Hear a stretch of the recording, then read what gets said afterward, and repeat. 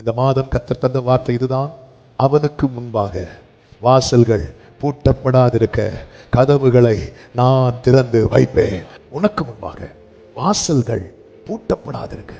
ஆமை, அதாவது வாசல்கள் சொல்லும்போது 2 டோர் வருது. கர்த்தர் ஓபன் பண்ணா பாதியில கர்த்தர் ஓபன் பண்ணா வாசல்களை திறப்பார். ஒரு டோர் ஓபன் ஆகுதுன்னா உனக்கான அடையாளம், 2 ஓபன் ஆகுதுன்னா கிளம்புன்னு அர்த்தம். 2வதாக ஏன் கர்த்தர் வாசல்களை திறந்து வைக்கிறார் தெரியுமா? ஆமென். நாம் அடைந்து கிடப்பதை அவர் விரும்பவில்லை. ஆமென். சீஷர்கள் 10 நாட்கள் அறையில் அடைக்க வைக்கப்பட்டு வெளியே கொண்டு வந்த போது அவர்கள் எருசலேமுக்கும் சமாரியாவுக்கும் யூதேயாவுக்கும் உலகம் எங்கும் ஆசீர்வாதமாய் மாறினார்கள். அடைத்து வைக்கப்படுவது தேவ நோக்கம் அல்ல. ஆனால் தேவன் ஒருவனை அடைத்து வைத்து அவனை வெளியே கொண்டு வருகிறார் என்றால் அவன் வாழ்க்கையில் மட்டுமல்ல, அவன் அநேகருக்கு ஆசீர்வாதமாய்.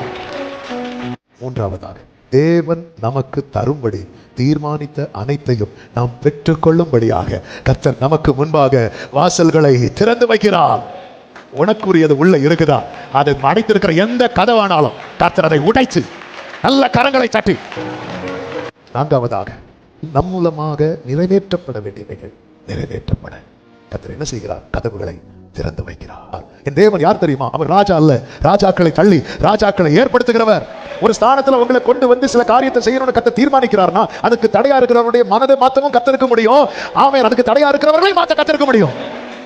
5வது ஒரு காரியத்தை சொல்லி சொன்னேன். எதற்காக கர்த்தர் இதை செய்கிறார்?